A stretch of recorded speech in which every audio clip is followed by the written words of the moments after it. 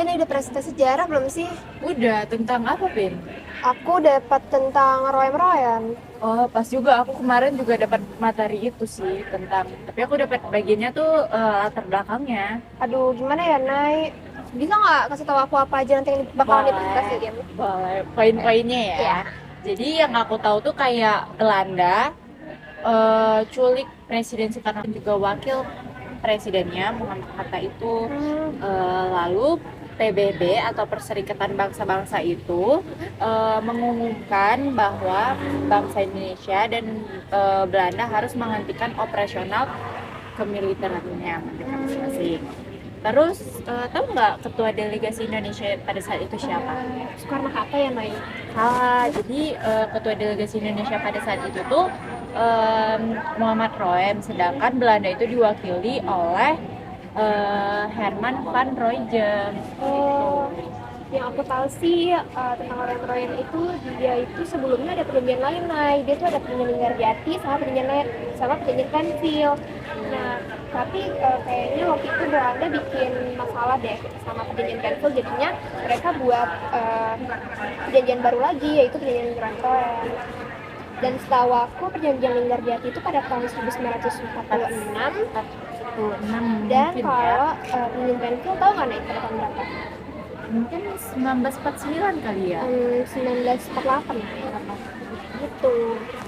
Terus apa lagi, Nay, yang Terus kamu tahu yang tentang aku mereka? tahu itu, tahu nggak United Oh iya, itu National? United tuh apa sih, Nay? Jadi United itu kayak United National Commission for Indonesia itu membawa kedua perwakilan dari negara itu, Belanda dan Indonesia ya, ke dalam meja perundingan itu pada tanggal 17 April 1949. Berarti pada tahun itu mungkin masa-masa perjanjian Renville juga. Iya Kayaknya benar. perjanjian Renville itu habis Belanda memutuskan keterkaitan dengan perjanjian Renville, Iya. mereka mengadakan agresi militer lagi ke Nay. Mungkin ya. Iya.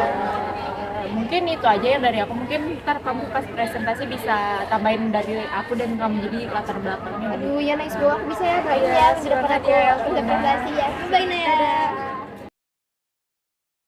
Kamu udah belajar sejarah belum sih? Kita ada ulangan. Iya, materi Nurayan. Aduh, dikit lah. Seingat aku ya, jadi perundingan perundingan itu dilaksanakan pada 17 April 1949 dan akhirnya dapat kesepakatan pada 7 Mei 1949.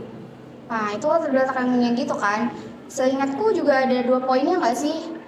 Yang isi perjanjiannya. Yang pertama itu untuk delegasi Indonesia dan yang kedua itu untuk delegasi Belanda. Ya, soal delegasi Indonesia aku baru ingat ya kan. Di bagian delegasi Indonesia itu, yang pertama itu untuk memerintahkan pihak Indonesia yang bersenjata untuk menghentikan perang gerilya. Yang kedua itu untuk bekerja sama dalam memulihkan perdamaian dan menjaga ketertiban dan keamanan. Yang terakhir itu pemerintah Indonesia ikut serta dalam konferensi meja bundar di Den Haag dengan maksud untuk mempercepat penyerahan kekuasaan yang sebetulnya ke negara Indonesia Serikat. Nah, benar tuh. Untuk delegasi Belandanya, yang pertama itu isi perjanjiannya, pihak Belanda itu menyetujui pemerintahan Indonesia untuk kembali ke Yogyakarta. Lalu yang kedua, pihak Belanda menyetujui untuk mengakui pemerintah Indonesia itu sebagai negara Indonesia Serikat. Lalu yang ketiga, pemerintah Belanda itu menyetujui untuk menyelenggarakan konferensi meja bundar. Lalu yang terakhir, pemerintah Belanda itu menyetujui untuk menghentikan gerakan-gerakan militer dan membebaskan tahanan-tahanan politik. Oh, gitu dong yang benar. Kayaknya kira-kira ya yang lain udah belajar belum ya? Nggak tahu deh ya. Kalian aja lah. Baik, yuk kelas. Naya, kamu tahu nggak sih dampak dari perjanjian Romoyan itu? Dampak dari perjanjian Romoyan itu yang pertama, pada 22 Juni 1949 itu diadakan perundingan formal antara Indonesia, Belanda, sama Majelis Permusyawaratan Federal atau BPFO yang diawasi oleh Fitri Australia. Lalu yang kedua, itu pemerintah RI itu kembali ke Yogyakarta, dilaksanakan pada 24 Juni 1949. Lalu yang ketiga, menjamin penghentian gerakan-gerakan militer dan membebaskan para tahanan politik.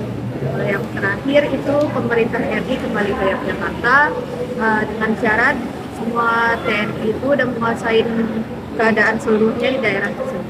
Nah, yang aku tahu sih itu. Menurutmu gimana? Itu ya, aku juga pernah dengar beberapa sih. Yang pertama, mengenai penghentian pemukulan yang akan dibahas pemerintah RI ke Yogyakarta. Yang kedua, konversi meja bundar yang akan dilaksanakan di Desa Belanda. Yang ketiga, Yogyakarta baru dibebaskan oleh tentara Belanda pada tanggal 29 Juni 1949. Yang selanjutnya, Soekarno dan Hatta baru dibebaskan pada tanggal 6 Juni 1949 di Yogyakarta. Oh gitu. Oh iya, kayaknya kita harus balik ke kelas ya. Oh iya, sama-sama. Makasih ya, Luna ya.